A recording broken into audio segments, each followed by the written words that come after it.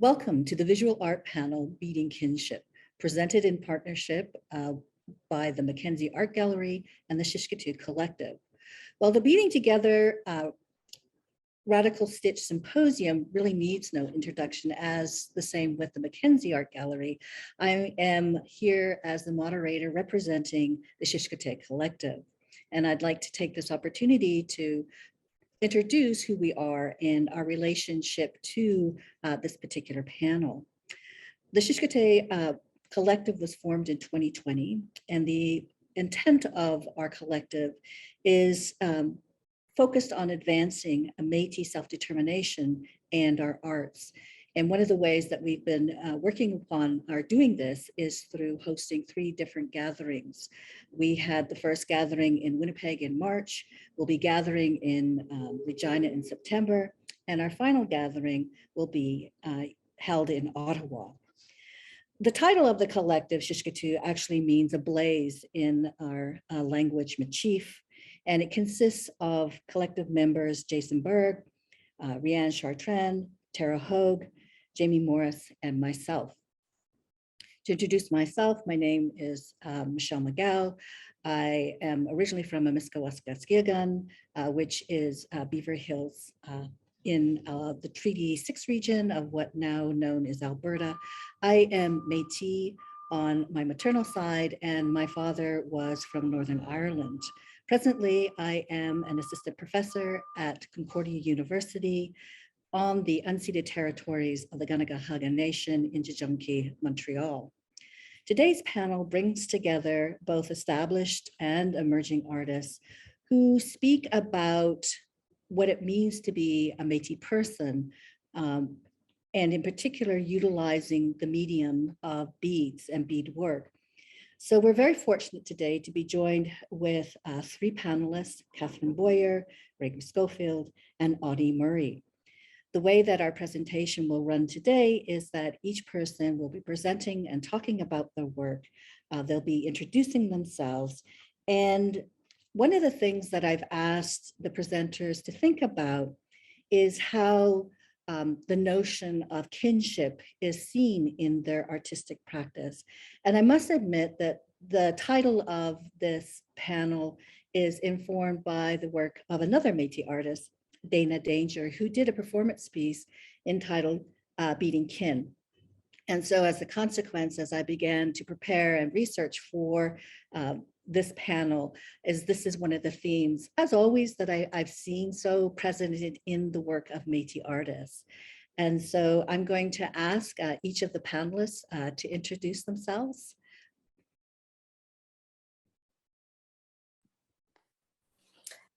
Hi there, my name's Katherine Boyer. I am Métis on my father's side, and my great-grandparents are Louis Boyer and Mary LaRocque. My mom's side is white settler, and I do a lot of work about that kind of conflicting identity. I also am ever doing more work about my queer community and connection and identity within that.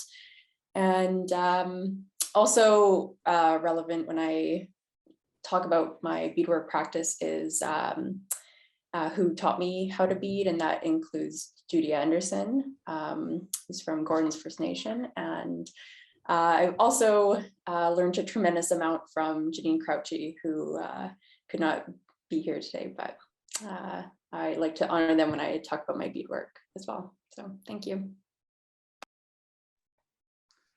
Thanks to everyone. My name is Gregory Scofield, and today I'm coming from Lekwungen, Wasanich, and Esquimalt unceded territories in on the southern Vancouver Island. I'm actually in Victoria, where I teach in the creative writing department at UVic. I'm actually a creative writer. I'm a Canadian poet and a memoirist and a nonfiction writer. Very excited to be here. My maternal ancestry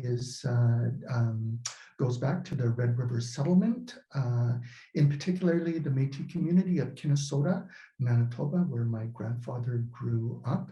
And I was very fortunate growing up with with an adopted auntie who was a fluent Cree speaker, and she was also an incredible bead worker. And so I started learning beadwork, and I started learning Cree about the time I was 8 years old. And so a lot of that is kind of brought into my practice. And as you see kind of behind me in the frames here, I'm going to be talking about Métis specific material art. I'm going to be talking today about the work of our ancestor grandmothers. So it's very good to be here. Thank you very much. Thanks, sir.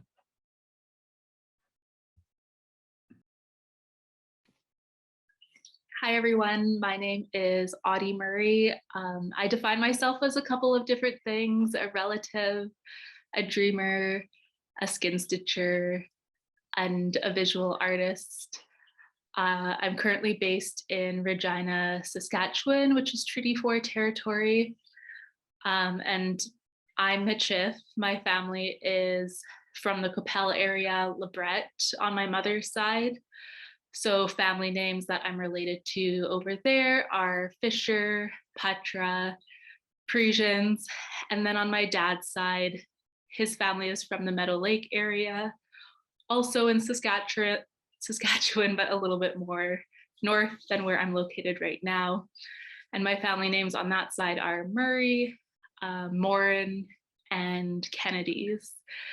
And in my practice, I'm really interested in exploring themes of contemporary culture through embodied experiences and lived experiences, whether that is in the 3D or through dream sort of experiences. But essentially, I'm really interested in recentering our collective connection as Indigenous people to our bodies, ancestral knowledge systems, space, and time.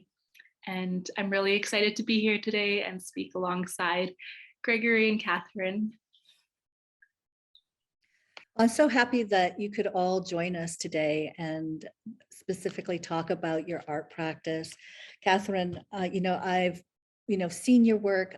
More recently, you were in the exhibition, A Hard Birth. And I just want to say how much I enjoyed actually being able to see your work and to kind of follow a little bit about your practice. And so just would love to hear more about what you're doing. Absolutely. I take this to be my cue to start showing images. This actually, in fact, is one of the pieces that is part of A Hard Birth. And the work is titled Meet You Across the Medicine Line, and is actually about the story of my great-grandparents going from North Dakota,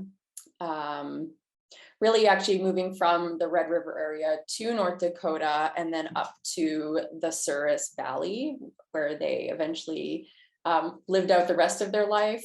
And that is just near Estevan, a little bit north of Estevan. At the time, it was a well-populated Métis community and was replaced by the Rafferty Dam in the 80s. And everyone from the region was had to relocate, including my family.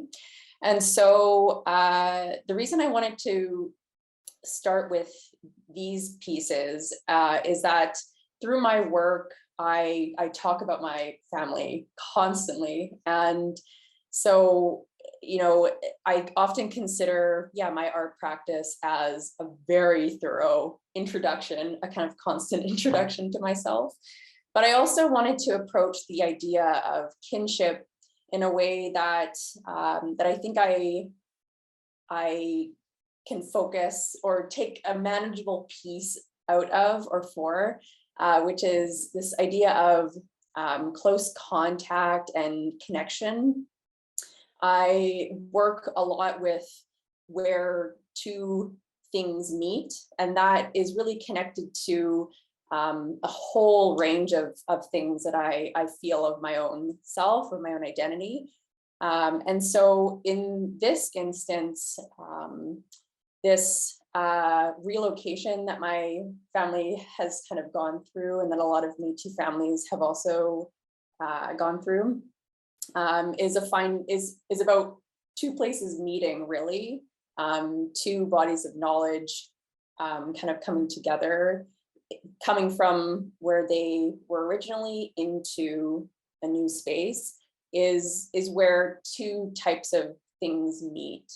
And so I'm typically incorporating woodwork to convey that type of content or knowledge. So in this instance, this kind of interlaced woodworking is where things kind of blend in together, and one home is made into a new home. And so I started focusing on skies to also convey a sense of my own connection to these stories.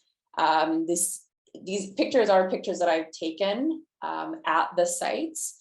And so it's this connection to their past and being at these places, and my present also being at these same places where they quite possibly could have stood.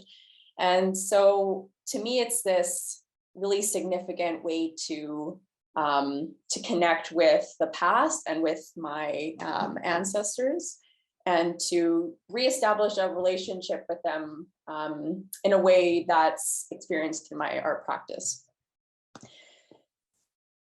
And so I move on to this next piece. It's called Carry the Horizon With You. And again, it's these two pieces of 2x4s that are kind of creating this constructed horizon line, again, where two things are meeting. I'm often doing work about my Métis side. And then I also at one point realized that I was not exploring what it meant to be a settler as well. And so I, in this work, had tried to bring together some of the English side, that's my mother's side, with a kind of Celtic knot design. And so you can see that arrangement through here in this very kind of Métis stylized beadwork patterning. This is a design that was actually made by mirroring the imagery. And so it's really trying to get at this inner unification that I don't always feel. I often feel kind of segmented between two identities. And so it's this, this connection and this meeting spot that is a horizon line to me. And the horizon line is a way that I like to explore a range of shifting experiences, including queerness as well. So I'm just going to switch to some video work. So just a bit of context for this. I was on a walk.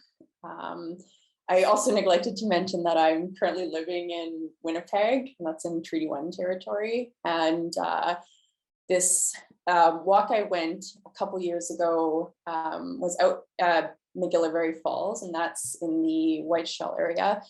Along that walk, I came upon this. So this is the sort of origin of the next kind of creative work, and I wanted to include it just to kind of illustrate, again, the two things coming together. So I'll just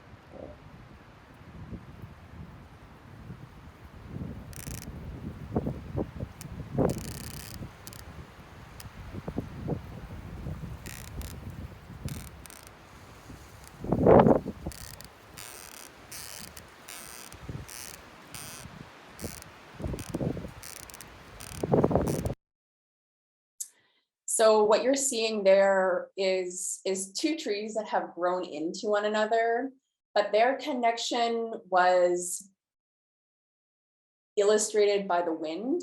And to me, I just, stumbled upon this on a super windy day, and it really spoke to me, because this other part of kinship is our connection to nature and to plant life. And we illustrate that so well in our beading practices. And then this is also another way that like the wind and the sun and the sky contributes to our knowing of our connection to things around us, to the world around us. And so this is the work that's resulted from that. This piece is called Blur the Binary, and after experiencing that or coming upon those two trees, I had this new urge to kind of try and sand two trees into one another. All of this carpentry comes from my dad's side, who was a carpenter. And then my mom taught me all about sewing. And so it's, again, the way these two worlds have kind of come together in me and in my art practice. So what you'll see here is, I would rarely consider this to be a performance. It's more just like an action of me sanding two trees into one another and trying to reduce binary thinking and reduce two elements. So I'll just play this.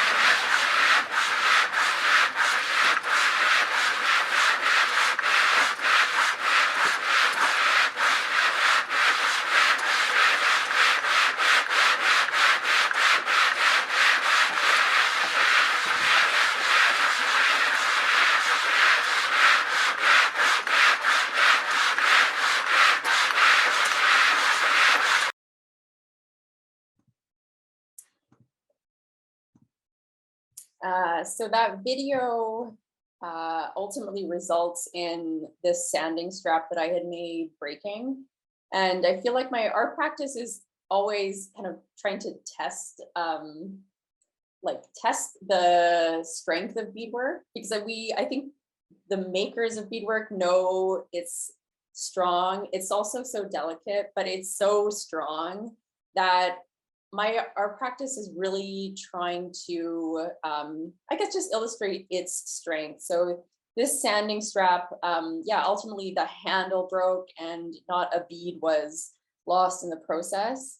And so I felt like the next natural step to keep kind of reducing down the binary was to take out the design that I had on here. And so this black and white design is the words Blur the Binary in binary code. This piece was commissioned by Apartment 7, which is a project that was supported through the Canada Council for the Arts. And so the final piece is a digital work. This exists online now, and as digital components. So that's where that comes from. The clock has stopped showing any changing time, and I don't know how I am doing for time. Am I okay? Can I keep going for like a couple more seconds? Okay. The other component that I'm really passionate about is gardening. To me, I've grown up gardening. It's one of the ways that my family taught me how to relate to plants. I've grown up in cities my whole life, and so I've always felt like gardening was the way that I show care to plants, and I sustain my family, and I can support an ecosystem that is wherever I am. And so last year I explored a few different plants in my garden that were both like vegetables and but also plants like tobacco. I was learning about through gardening. And again, in thinking about it in connection to kinship, it was a very reciprocal care exchange.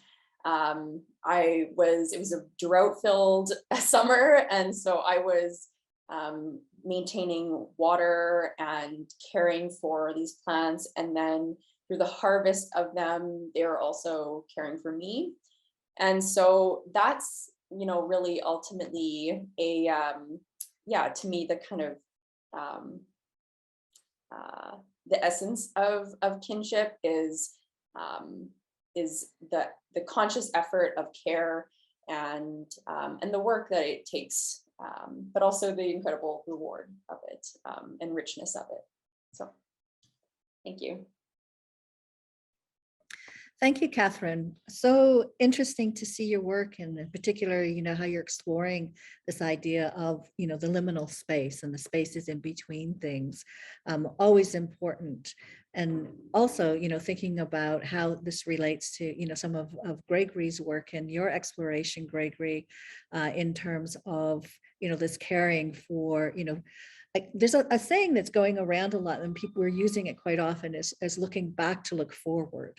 And so I think that, in terms of exploring that idea that is so very prevalent in the work that you do, Gregory, and if you could just kind of give us a little more or, information on what you're doing and how this relates to this idea. Sure. Dancy, again, everyone, it's such an honor to be here and to sit on this panel with these amazing visual artists. Katherine, what a beautiful presentation. I'm always so in awe of visual artists because, of course, I never think of myself as a visual art. I mean, I'm telling stories in a different way. I'm telling stories with words. I'm a book writer. I'm a poet. So my stories, my visual art is my poetry, is my writing. I've been thinking a lot about the title of this panel and thinking a lot, because there's really, I think, a lot to be spoken about in terms of this idea of kinship and in terms of this idea of not only how we're related to the works of art that we're creating. In my introduction a little bit earlier, I talked about how I was so fortunate from a really young age, growing up with my auntie, who was a fluent Cree speaker. And I mean, although I'm far from being a fluent speaker, she made sure that I had that language given to me. And she made sure that I had an idea of stories and what stories were about and how stories connect us to things, not only our traditional stories, our creation stories, but of course, Achimu, our everyday stories and how those things are connected. And I mean, of course, stories about family, stories about community, stories about place. And I mean, of course, for a lot of Métis people, And I think this is a really important point for a lot of Métis people. They've been disconnected from those places, and they've been disconnected from those languages. They've been those kinship systems, which of course in Cree are known as Wako the Win. Those kinship systems, not just our family kinship systems and our community kinship systems, but also how we're related kind of to all kind of living things. And the things, that like Katherine, that you have, that you're including in your visual art. I mean, that connection, that relation to the wood, that relation to all of those things. I think that has been something that for a lot of Métis people have been disconnected. And, it's amazing to see that those things are starting to change, and that people, are using visual art, people are using their work to demonstrate that kinship and to talk about that kinship. So I'm kind of prefacing this with, what I'm going to talk about, because I think kinship has really played and continues to play a very large part in the work that I do. I mean, not only, my own beadwork, I work in, I wish I had images kind of to show you of my work. I should have sent them in. But of course, again, I don't think of myself as a visual artist. But, I think in terms of my own kind of beadwork practice, and I mean, of course, I work in what I call a contemporary traditional medium. So, I have visited a lot of our grandmother pieces, like many of our bead artists across Canada. I've been fortunate to visit them in museum holdings and in special holdings, and to be able to kind of sit with the grandmothers and to look at their work. So much of my own work is based upon those traditional mediums, and exploring those traditional mediums and really working within them. I'm a storyteller, and I would be remiss if I didn't share a story with you today. And I do want to share a story with you that's very relevant to this idea of kinship. And I'm going to ask you to really think about this story. And this is really the basis of the collection that you see behind you. I believe it was 2014.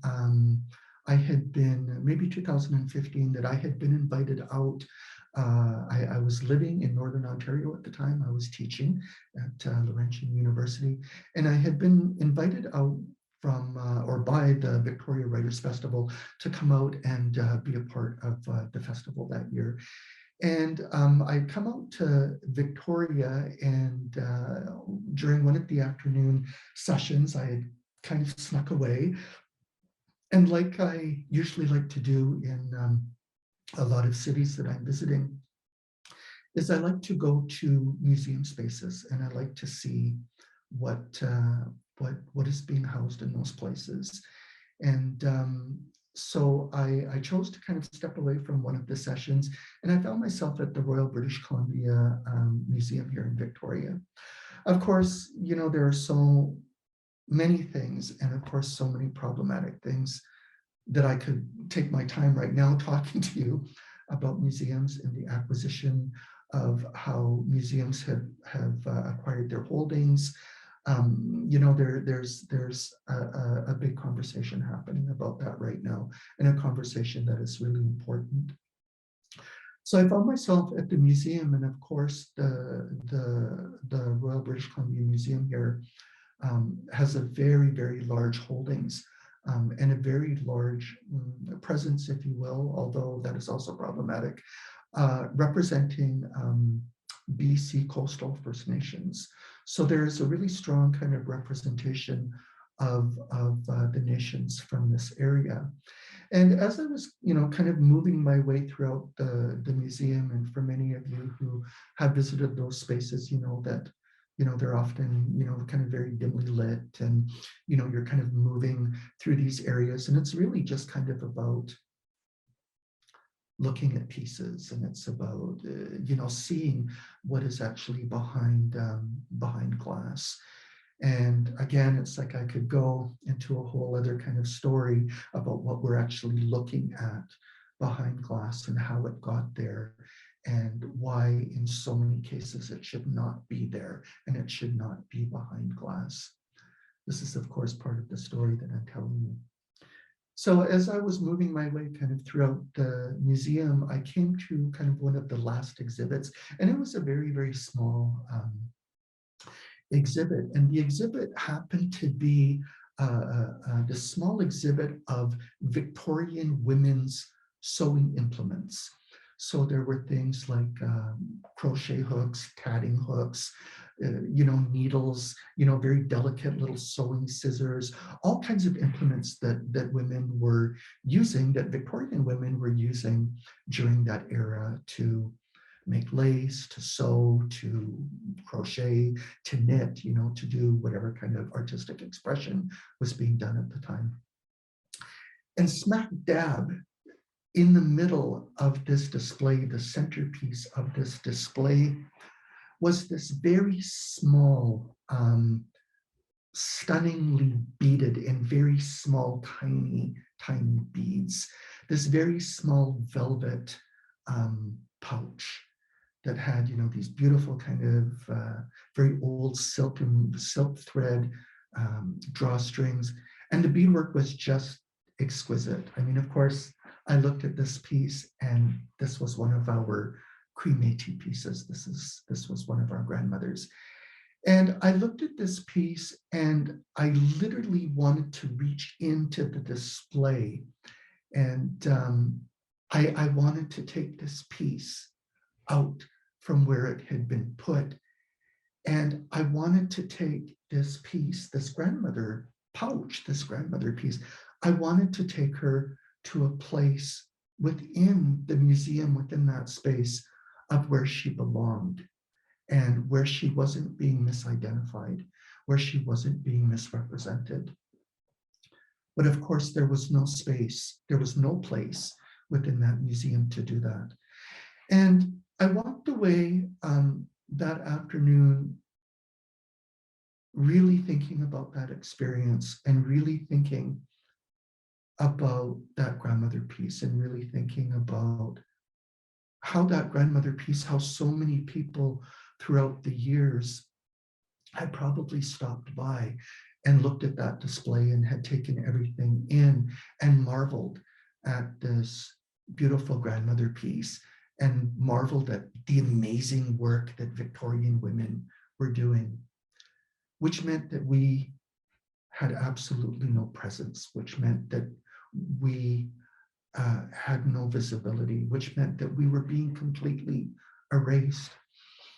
And I started thinking about all of the times that I had visited museums, and in particular exhibits and museum holdings, and all of the times that I visited those institutions, and how many times as I was kind of moving my way throughout those institutions and stopping at exhibits, that I would find one of our grandmother pieces folded into another exhibit, maybe folded into Cree material art, maybe folded into an Anishinaabe material art, maybe folded into a place that it completely didn't belong. And I started thinking about how really those spaces, these very colonial spaces, were, and these very kind of colonial representation of our grandmothers, how really as Métis people, we had no visibility, we had no presence. And I walked away from that experience at the Royal British Columbia Museum, and it was like I had kind of a new fire that had been lit inside me, and I started making a conscious effort looking for our grandmother pieces. And that's really kind of how this collection began. And that's really, it was about trying to find a way to bring our grandmothers home. And when I'm talking about home, I mean, of course, I'm the caretaker for these pieces right now until, our grandmother pieces find a permanent home, hopefully within, our own institutions. And, very much right now, I'm caretaking these pieces. But this is really how the collection, I wish I could kind of show you each and every piece in the collection, but this is really how the collection began. And it also relates back to me as that little boy at my auntie's table and learning to sew, learning to do beadwork, learning how stories were being crafted, learning how stories were being told. And of course, learning those things in the Cree language and realizing that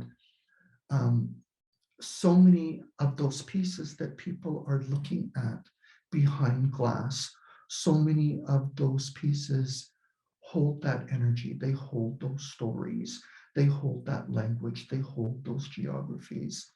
So really this collection was and has been and is much more than about trying to repatriate pieces and to bring them in the context of home, to bring them home.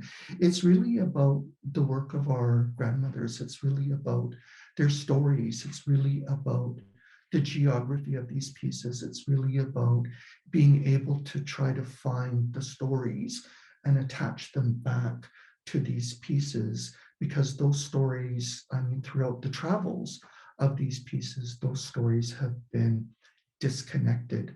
So I go back to this idea of Wakotuin. I go back to this idea of our relationship and our relationality to these things, not only to our families, not only to our communities, our geographies, our places in the world, but also the art that was being produced by our ancestors. Those things tell us stories. They tell us who we are.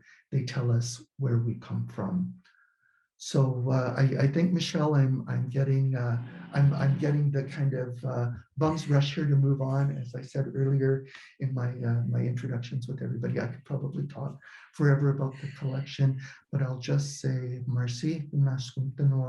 I very much appreciate this time today. Thank you. Thank you so much, Gregory. The perspective that you provide us with in terms of this notion of how we sometimes are erased, and how important it is for us to reclaim those ancestors and those grandmothers. And so the work that you're doing is so important for generations, and in particular we have younger artists like Audie who are inserting themselves into this space and bringing forward these stories. And Audie, I just want to give you this opportunity to talk about your work and what you're working on. Absolutely. Thanks so much for the space, and thanks so much for everything that's been shared so far today. I'm just sharing my screen right now. You should see it. Yeah, so I introduced a little bit about myself and where I'm from, and a little bit about like the overview of my art practice, but I didn't share this picture, and I took this picture last summer by Loon Lake, which is where my dad's family is from. And yeah, I just wanted to take the opportunity to do that, share it here. I'm just bringing up my notes as well. Okay.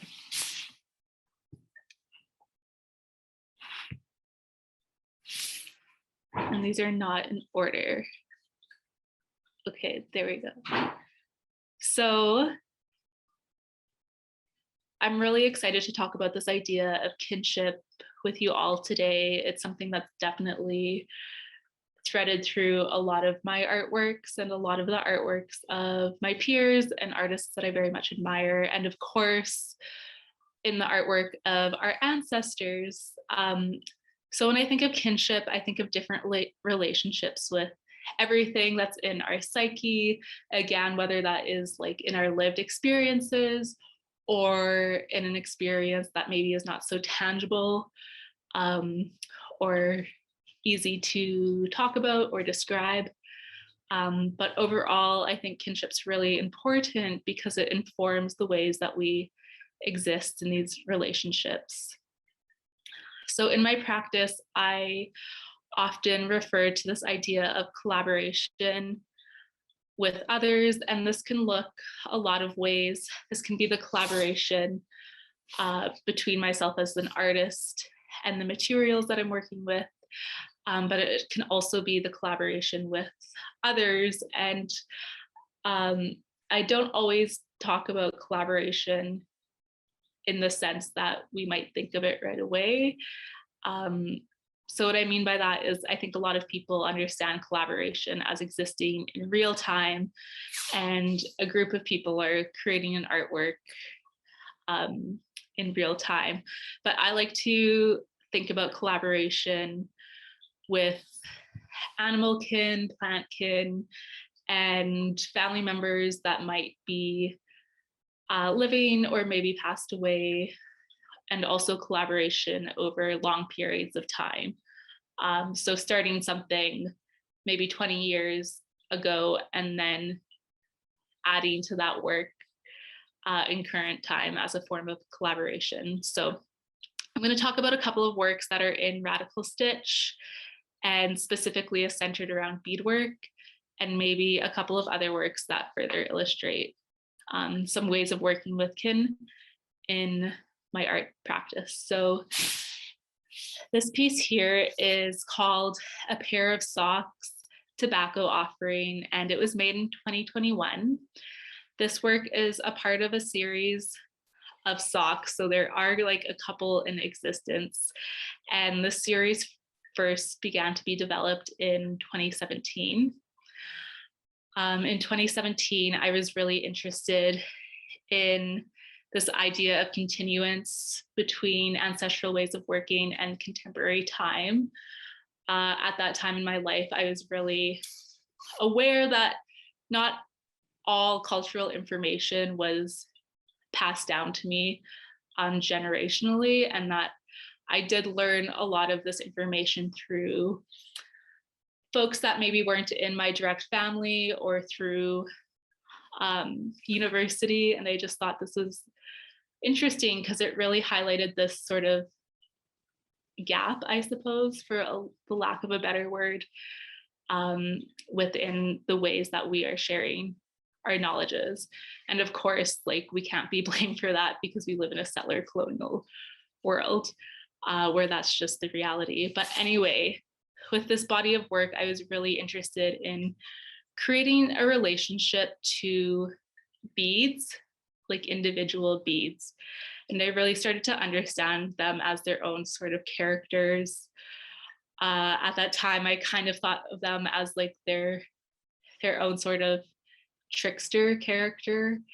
And what I mean by this is, like, I really understood beadwork as something that I am making as an artist, but don't always have like full control over the way the beads lay on the work or exist after it's all done. I was also really interested in the idea of like what is considered quote unquote sacred in contemporary times, and how everyday objects are very banal, but also really important in terms of offering protection to us or comfort. So I had these, like, a pair of these old socks that I was just gonna throw away and get rid of, but I really love them. So I wanted to put beadwork on the soles of the socks as a way to kind of like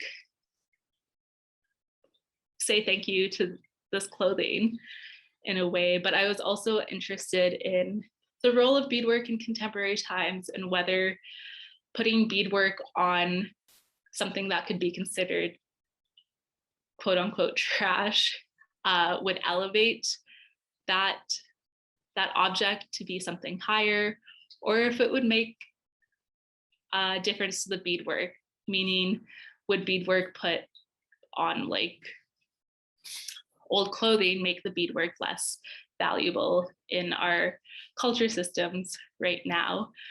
And I mean, these are just questions I was sort of thinking about, and there's no real answer to them. Some other things in the series that I made that was really exploring this idea of everyday object infused with beadwork as an art object includes these socks. And I also worked with a condom, a menstrual cup, a tea bag, and eventually toilet paper rolls. But I do want to mention that I worked with these socks specifically because that's also where many of us connect to the land, is through our feet. And so the imagery that goes on the bottom of the socks is also really important and considered. And these ones particularly are cigarettes that are like minimally abstracted. So they're not like really beautiful renditions of what cigarettes actually look like, but was very inspired by my relationship to tobacco within my practice to find inspiration. And also I have a couple of tobacco plants in my house, which are 3 years old officially since last week, that I was really inspired by as well. I'm just going to share this other image.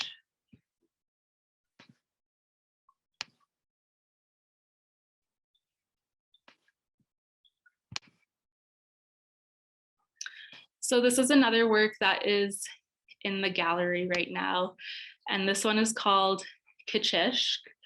Again, I'm interested in this idea of using beadwork as collaborators in order to elevate everyday objects, I suppose. And this one is supposed to be funny, and particularly this one is very reflective of sort of potty humor, I suppose. But Kinship is a word that I grew up knowing. It's like either a Michif word or a Cree word. The Cree pronunciation is a little bit different than this one. And I'm not going to really explain what it is. If you want to know, I think you can find that on your own. But that's one that was like purposely kind of silly. But with the toilet paper works in particular, I was also really interested in this idea of the archive and challenging these ideas of the archive, which is something that is kind of visible in lots of different works in my practice. So the TP works are also a series of 3. So 3 of them exist, and they're made to fall apart. They're purposely ephemeral. And this is in direct response to the idea of the archive and feeling the need to always have our works, in particular like Indigenous works, stored away in archives. And of course, I understand that this like doesn't exist as this black and white idea where archives are inherently bad, but in terms of like Indigenous objects existing within these spaces, oftentimes they're like taken from our communities and aren't used for their intended purposes, because what I've been told is a lot of our work is utilitarian as well as existing as artwork. So example of a moccasin is it's a beautifully adorned piece of work that will also be worn until it falls apart. And at that point, it's either repaired or retired. But working with toilet paper was really just kind of a way for myself to challenge this notion of the archive as an artist.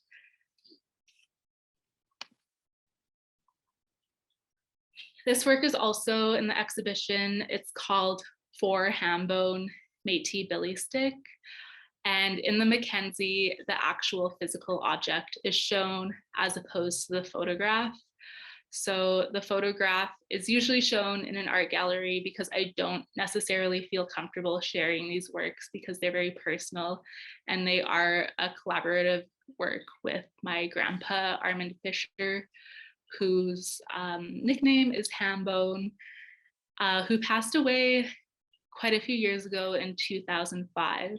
So because of that, I feel as though I don't have the permission or the consent to share this work in gallery spaces. So I usually show it as a photograph as a way to create another layer of protection between the viewer and the artwork. But because the Mackenzie Art Gallery is in Regina, and this is a place where a lot of my family lives and is one of the places where my grandfather lived, I feel like it's a comfortable space to show the work. So that's why it exists as a sculptural object in the Mackenzie.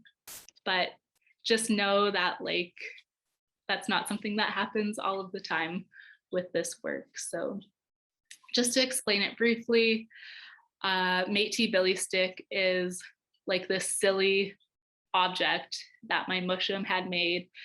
And it's a billy stick. The idea is that you would keep it by your door in case intruders came in, and then you could use that billy stick to protect your house. And as I saw this work as a student in art school, I realized how layered it was and how conceptually interested I was in this object. Because it's silly and humorous in a lot of ways, but I also think it's an interesting conversation between protection and then also reworking with an object that is often associated with more authoritative powers within our communities, and taking that object and making it more about community care, I suppose, or ways to protect ourselves. And of course, because the baton is sort of this violent object in the same way that a knife would be a violent object or a gun, I wanted to make a sheath to hold this. So the original billy stick exists at my mom's house. I remade a version of it as a way to connect with my ancestor by doing a similar action. And then as a gift to my ancestor by creating this sheath for that object that is really designed specifically for him. There's like a small ham bone in the middle of the sheath. And I really think these actions that connect us to our ancestors are really important to practice because there's a lot of knowledge to be learned from that. Yeah, I have a couple of other works, but I'm not going to talk about them today for sake of time.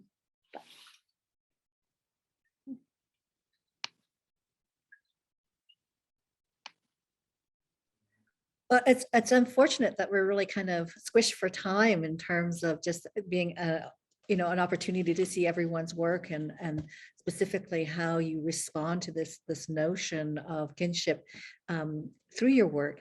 And in particular, I keep on thinking about, as an art historian, I'm kind of like, my mind is exploding right now as I'm looking at everyone's work and the conversations, because it ties so much into this idea of the preciousness of things that when they get made, and how in terms of, I'm thinking of our ancestors, coming into the fort, stopping, and Sherry Raphael Rosette talks about this, stopping before they came into the fort, changing into their finery, and then, going into the fort, dressed in their finery, and how, the everyday was an expression of who they were. It was an expression of their connections and as we think about, even designs, Gregory, you probably have come across designs that are passed down from family member to family member.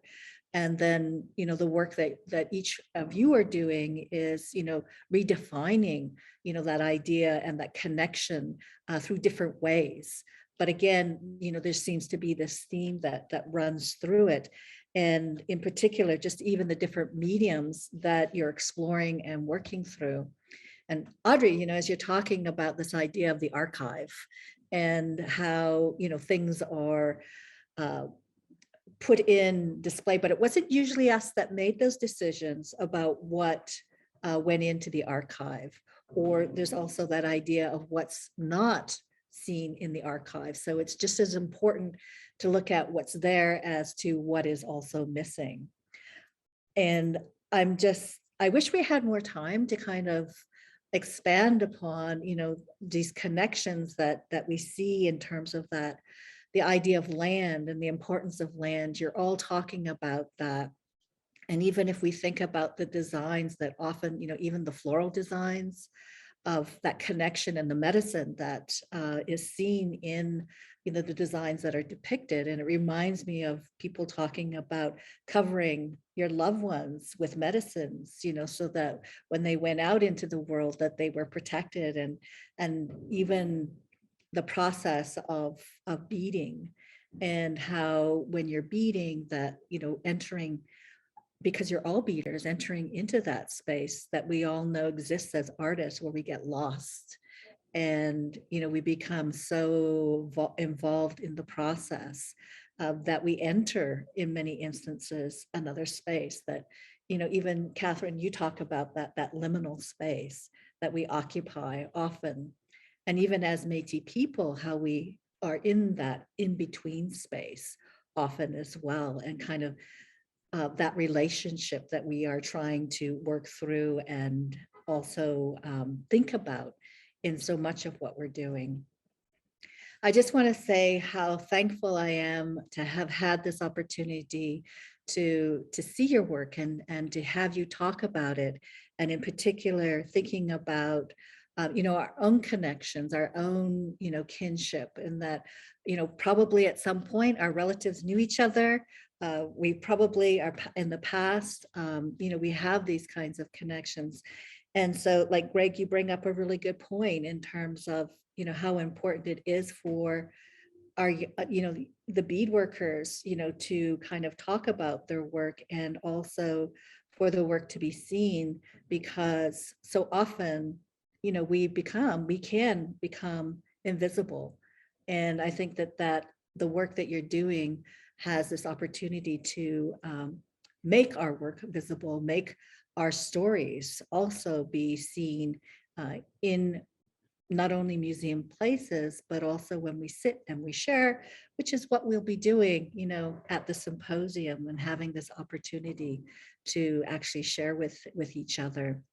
And I realized that, I've kind of gone on a little bit because I really didn't feel we had time to kind of, really pose a question. But I just want to say how grateful I am that you have taken this opportunity to spend some time and to share the work that you're doing in so many ways. And just also thinking about the work that you're creating is also, for future ancestors as well, and to carry those stories forward into the future. So I just want to say thank you so much for coming and spending some virtual time. And hopefully in the future, our time will be not virtual, but rather a time where we can gather and actually spend more time talking to each other and visiting. So thank you.